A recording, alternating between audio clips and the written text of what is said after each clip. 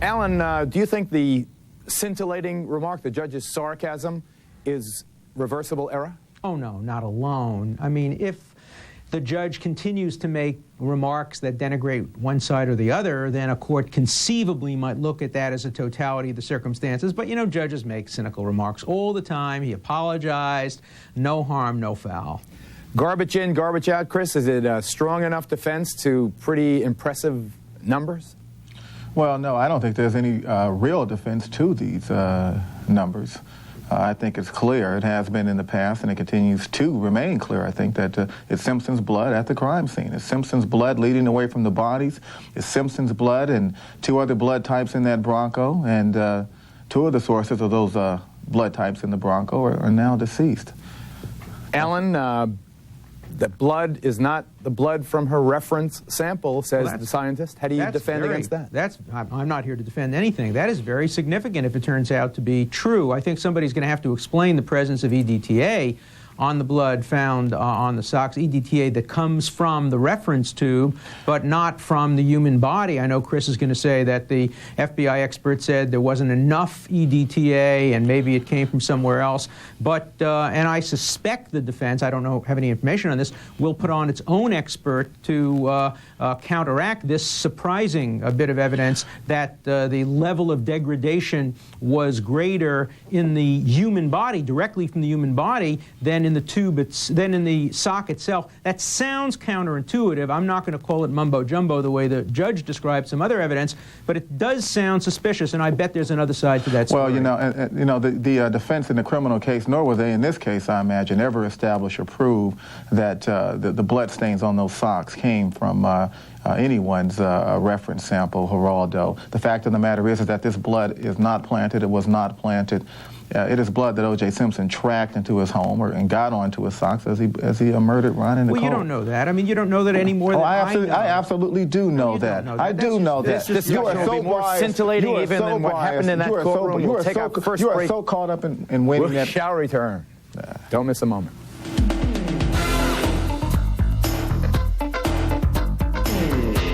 But as we went to commercial, Chris Darden of Southwestern University, the author of In Contempt, and Alan Dershowitz of Harvard University, the author of Reasonable Doubt, were going at it. Chris was saying that the defense never...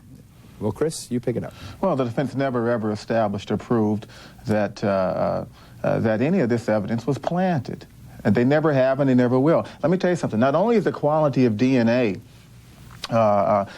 in the sock different from the quality of DNA in Nicole's reference sample, but the quality of DNA in the Bundy blood drops and the quality of the DNA in the Bronco samples are also different from any reference sample. Then you really messed it up at trial. And why didn't you introduce that evidence? Why is all this evidence coming out at the second trial? That were discussed at trial and admitted at trial. These are issues and information that was discussed at trial and introduced at trial. Every single media report that says this is new information is wrong, Chris, and you're right. Chris, you are fooling the listening public here. You screwed up at the trial. Didn't have the facts in front of you. Did you read Hank Goldberg's book, Professor Dershowitz? I'm talking about the transcript. Did you read Professor Dershowitz? You show me something in the transcript which shows her testifying. Go read. No, I'm reading the transcript. Go read. You show me something in the transcript which has this witness testifying that the blood in the sock was less degraded. You screwed up at the trial. In this particular situation, you have the burden of proof, Professor Dershowitz. You disproved my allegation. You think that you can. You didn't disprove any of the others. Chris, you're just lying, and you're misleading the public. How dare you call me a liar? You have many weeks on this show. I challenge you to bring the transcript next week and show us where in the transcript this witness testified the way she testified in this court. If you don't do it, Chris, admit you're a liar, Chris. You've got blood on your hands, Alan Dershowitz, and you're a liar, and you're disingenuous, and so is the rest of your defense team. I put a challenge to you, Chris. Let me ask you a question. Next week, you have to produce this transcript. Here is a question. A more... You're not my father. All right, men. Dershowitz. This is a different question. Chris, is it not likely, with the benefit of 2020 hindsight, that the mountain of evidence approach the first time around is apparently, if pundits are any indication, and of course we are all flawed, that this approach, if I was going to draw a metaphor, it's more like an arrow pointing at the heart of the defendant rather than a mountain of evidence trying to bury him, that this arrow might have been a more effective approach? Geraldo, the plaintiff attorneys in this case, they have more than just 20/20 hindsight in their favor. We educated the jury. We educated the public about DNA. You don't need to educate juries with 4 days of testimony on the subtleties of DNA evidence and DNA analysis. Not anymore. Not after everyone in the country watched and heard and listened and read about That's about DNA the stupidest analysis. thing I have ever heard any lawyer say, that you don't have to educate this jury because another jury heard about DNA. You think that this jury, you just said that this jury didn't have to be educated because another jury. I think that most people in the public now understand, have some understanding of DNA analysis. Alan, you have to cop to at least that we are better informed, generally speaking. I don't remember consciously, jurors. except maybe with Scheck and the Innocence Project. What would you know about juries anyway? When's the last time you actually appeared in front of one? I have read more jury transcripts probably than any lawyer in America. That's your problem. You just sit back in an office up in an Ivy Tower reading. Yeah, you I want do to come down from the tower to the real world and see how trials are actually conducted. Well, you're the one who has the experience of losing them, Chris. And second guess, which is all that you do. Alan, would you address the question I asked to your colleague, Christopher, just a minute ago?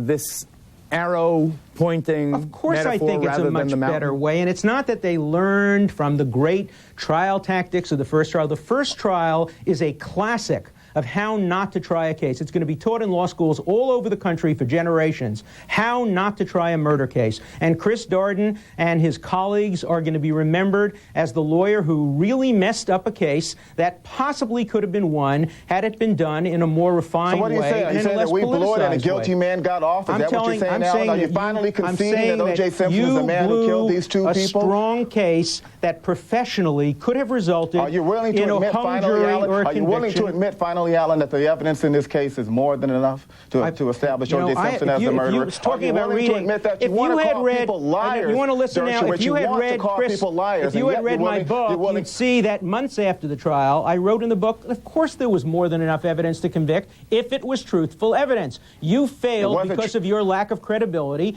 to convince the jury your lack of credibility. Shall we take a credibility poll?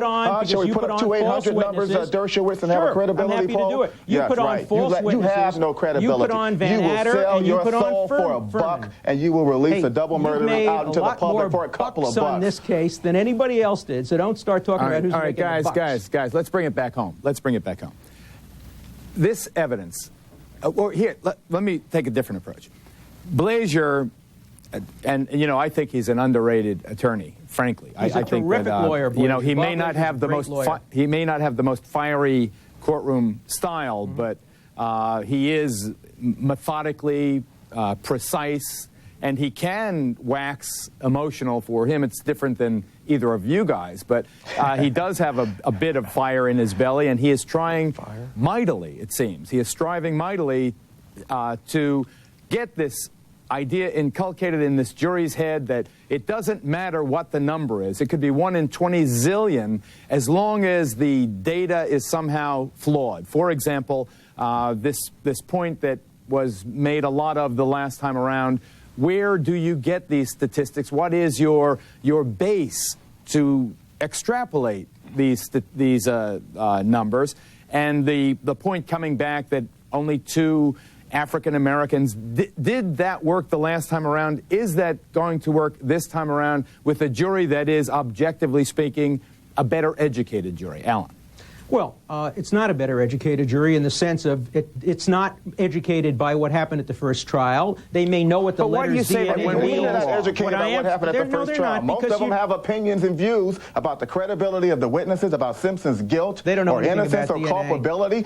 Everyone in the country, Alan, knows about the Simpson case, and most people have some understanding of what the evidence was in that case. So, of course, they're better educated. You're not supposed to decide a second case, on the basis of what you may have heard snippets of in the first case. Every case has to be tried independently. I do think that the evidence being presented this time around is being presented in a much more coherent manner, in a much wiser manner. Less is more. But can garbage in, garbage out work given that? Of course it can, depending on what the defense puts on in its case. Now we have to wait and see. Let's remember that at the criminal trial, when the prosecution was putting on its case, it seemed very strong. It seemed like a mountain of evidence. It then turned out to be a mountain range of evidence, with some evidence that was better, some that was worse, and in the end, the prosecution messed it up terribly by putting on two witnesses, Van Adder and Furman. We haven't seen Furman in this case, and we saw very little of Van Adder, to tell utterly incredible stories which the jury didn't believe. That tainted the rest of their evidence. If the plaintiffs are smart here, they won't do that.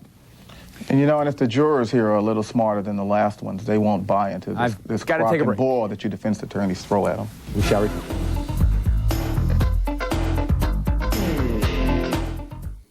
I've just been handed this bulletin. Christopher Darden and Alan Dershowitz have bought vacation property together in Florida. No, just kidding. Here is the evidence as the plaintiffs have so far presented it. They have a timeline slightly later than the prosecution in the criminal case. They have a cop, or several cops, who saw blood on the gate well before the sample was taken those weeks later to belie the allegation that it was planted.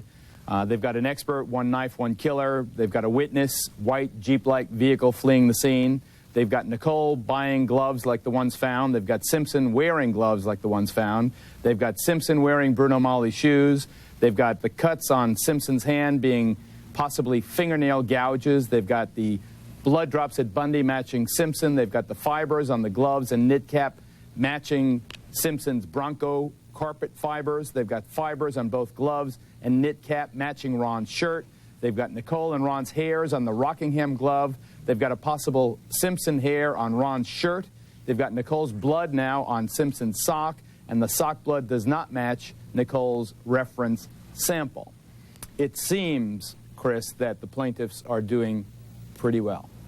I think the plaintiffs are doing better than pretty well. I think they're doing a great job, a fabulous job. And just about every item of evidence that you just mentioned or just listed was introduced into the criminal case. But is it possible that in introducing, for example, the three DNA evidence, I opened the program, that was 3 weeks, those three. Today it was 1 day, day and a half. Well, you know, I think it's nice to keep things as tight as possible, and that certainly is something that we attempted to do in our case, quite frankly. We aren't the ones that kept people on for days and days and days. Surely Robin Cotton was on 3 days, a little more than 3 days, educating the jury about DNA. But we're not the ones that dragged this trial out into a 9-month circuit. Geraldo, I think you have an obligation to your viewers. Alan, you're going to tell them my obligation right after this commercial break. Dershowitz, stay tuned. Alan was about to tell us what one of the duties incumbent on me is. Alan, it was? Well, with due respect, Geraldo, I really do think when you have somebody like Chris telling the public that what went on at the first trial is exactly what went on at this trial, you should have a chart. You should have a chart. Just you know, keep your mouth shut and let me finish. Don't tell me when to shut up. The public will decide what they heard. I said. Hey, Geraldo, are you going to let me answer this question?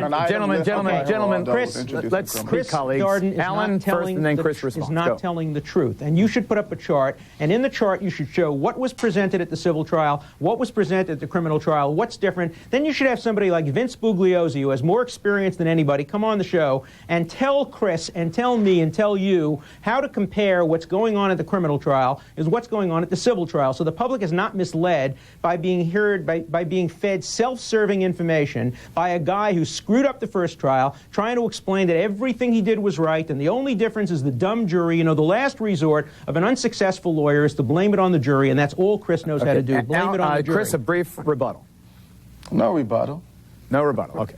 Thank you. Thank you, Alan. Okay. By all means, all right. Listen to the. Now, guys, I suspect you're going to be on the same side, so you better. I'm not going to ask you to kiss and make up, but I'm sure you'll be on the same side for most of this. No, we won't. Listen to these figures. They were compiled by the Orlando Sentinel, a fine newspaper, Orlando, Florida. 1,000 traffic stops monitored on a Florida highway, captured on videotape. Black and Hispanic drivers make up only 5% of the drivers on this particular road.